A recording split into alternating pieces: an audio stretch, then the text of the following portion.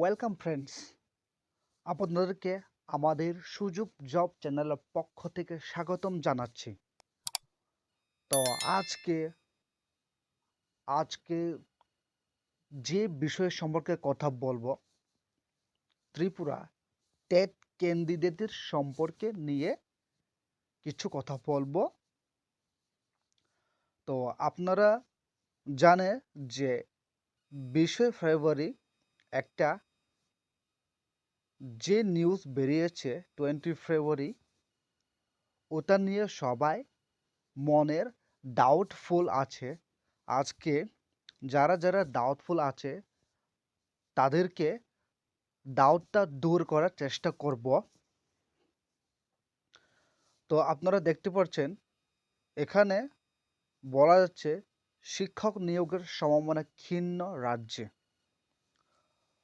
তো এখানে বলা যাচ্ছে, মেন টপিকটা বলবো, এখানে বলা যাচ্ছে টেট 1, টেট 2, এসটিজিটি এসটিপিজিটি পরীক্ষা পাশ করা তাদেরও চাকরি অধরা।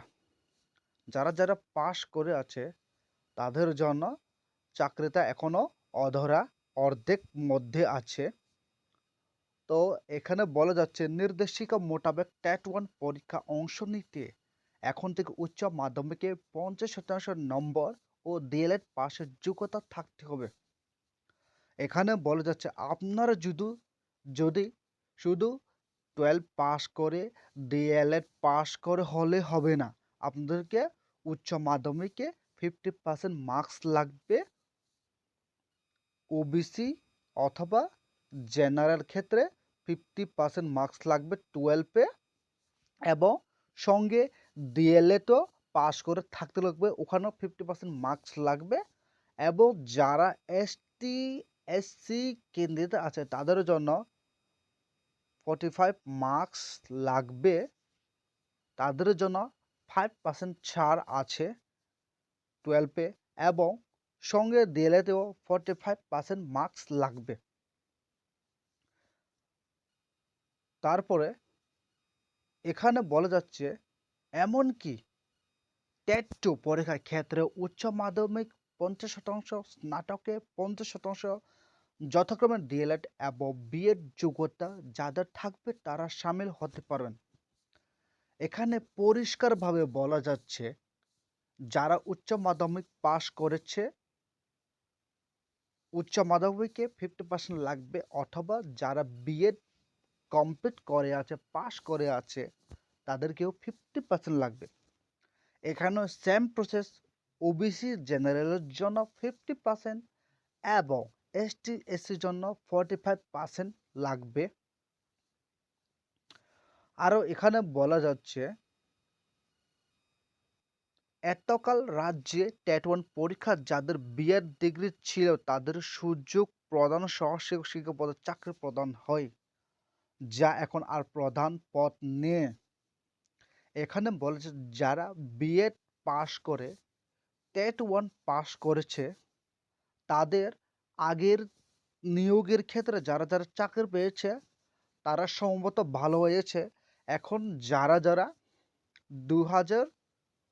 2022-তে যারা যারা বিএড পাস করে টেট 1 পাস করেছে তাদের সম্পর্কে সম্ভব না চাকরি দেওয়া, এখানে পরিষ্কারভাবে বলা যাচ্ছে। আবার টেট 1 অথবা টেট 2 পরীক্ষা গ্রহণ ফলাফল প্রকাশিত হয়েছে, যার ফলে নতুন সমস্যা উত্তোলন হলো। এখানে আরো বলা যাচ্ছে সব বেকার এসটিজিটি এসটিপিজিটি পরীক্ষা উত্তীর্ণ চাকরির আশা ক্ষীণ। আমরা জানি যে 2022-এ যারা যারা এসটিজিটি কোয়ালিফাই করে আছে তাদের এখনো রেজাল্ট প্রকাশিত হয়নি।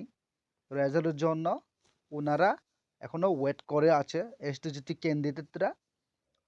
আবার এসটিজিটি সম্পর্কে যে সুপ্রিম কোর্টে যে ফাইল গিয়েছে কবে আসবে এখনো কোনো খবর পাইনি।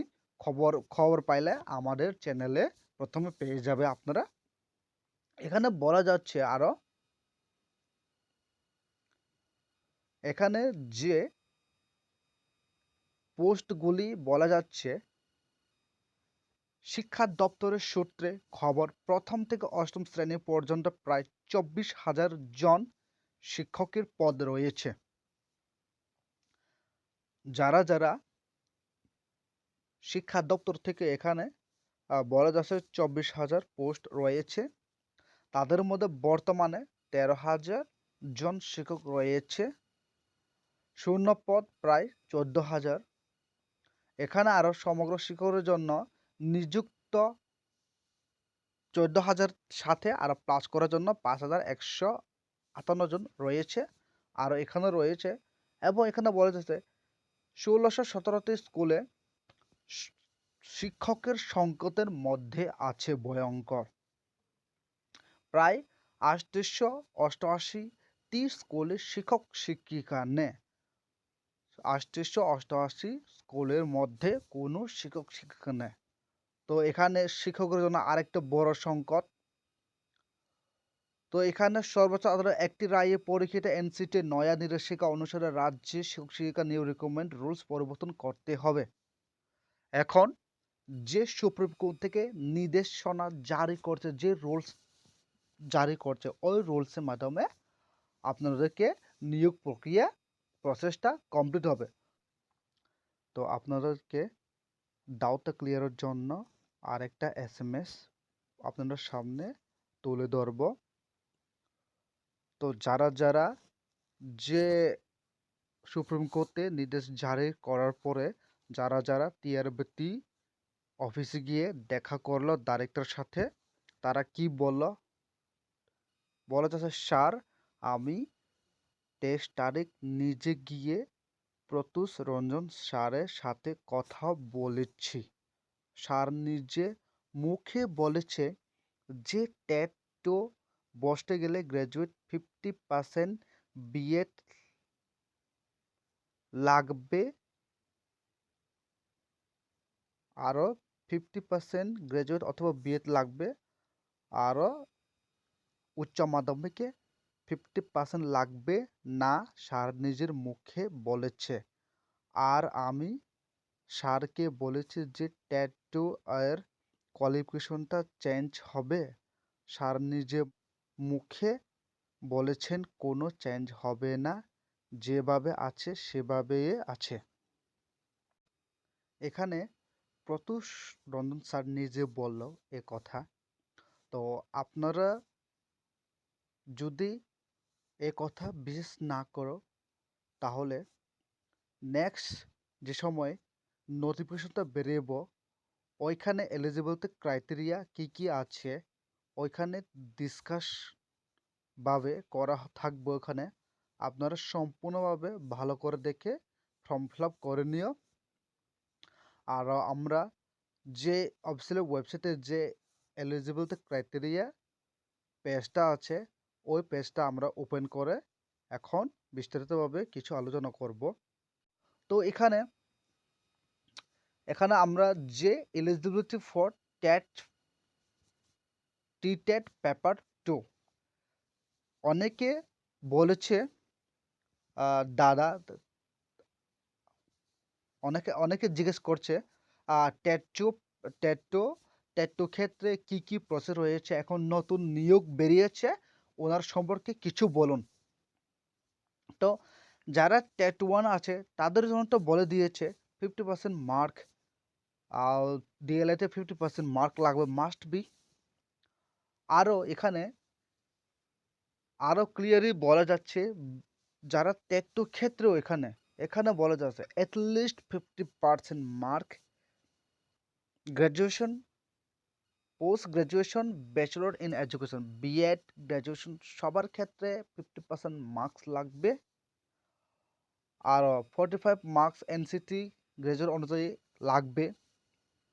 তো এখানে বলেছে আরও এখানে সিনিয়র সেকেন্ডারি 6 to 8 যারা আছে, 6 to 8 তাদের জন্য সিনিয়র সেকেন্ডারি বলা যাচ্ছে অ্যাটলিস্ট 50% মার্কস, 4 ইয়ার্স বিএ বা বিএড লাগবে। এখনো অবধি 4 ইয়ার্স তো শুরু হয়নি, যারা যারা বিএড করছে এখনো 2 ইয়ার্স আছে, নেক্সট সেশন থেকে 4 ইয়ার্স শুরু হয়ে যাবে। তো সুপ্রিম কোর্ট থেকে যে রুলসটা জারি করা হয়েছে ওই রুলসের মাধ্যমে আপনাদেরকে যারা যারা টেটের জন্য প্রিপেয়ার করে আছে তাদের জন্য এক কথা বলা যাচ্ছে যে এ নিয়োগ নীতি যে সুপ্রিম কোর্টটা বেরিয়েছে জারি করছে ওই নিয়োগ নীতির মাধ্যমে নিয়োগ করা হবে। তো আরও 2022-তে যারা যারা টেট 1 টেট 2 কোয়ালিফাই ক্যান্ডিডেট করেছে তাদেরকে আশা করছে শীঘ্রই নিয়োগ করা হবে। আরও 2-3 মাস মধ্যে নিয়োগ প্রক্রিয়া শেষ হয়ে যাবে, নিয়োগ প্রক্রিয়া শুরু হয়ে যাবে আবার শেষ হয়ে যাবে 3 মাসের মধ্যে। আরও যারা যারা নেক্সট টেটের জন্য প্রিপেয়ার করে আছে তাদের জন্য বলবো তোমরা ভালো করে প্রিপারেশন করে যাও, যাতে নতুন টেটের যে এক্সামের 2024-এ যে নোটিফিকেশনটা বেরিয়ে তো আপনাদের জন্য অনেক সুবিধা হবে। এখন থেকে প্রিপেয়ার করে যান, যা হবার হোক এখন থেকে প্রিপেয়ার করে যান ভালো করে। তো তাদেরকে যারা যারা 2022 যারা যারা কোয়ালিফাই করেছে তাদের প্রসেসটা কমপ্লিট হলে তো যারা যারা এক্সামের জন্য প্রিপেয়ার করেছে তাদের জন্য নোটিফিকেশন বেরিয়ে যাবে।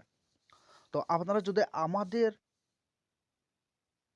ভিডিও থাকে ভালো লেগে থাকে, অনেক হেল্পফুল হয়ে থাকে, তো আমাদের সুযোগ জব চ্যানেলকে অবশ্যই সাবস্ক্রাইব করে নিও, যাতে নতুন নতুন জব রিলেটেড নতুন নতুন নিউজ আপডেট আমাদের চ্যানেলে প্রথমে পেয়ে যাবে। তো আমাদের ভিডিওটাকে সম্পূর্ণ দেখার জন্য অসংখ্য অসংখ্য ধন্যবাদ।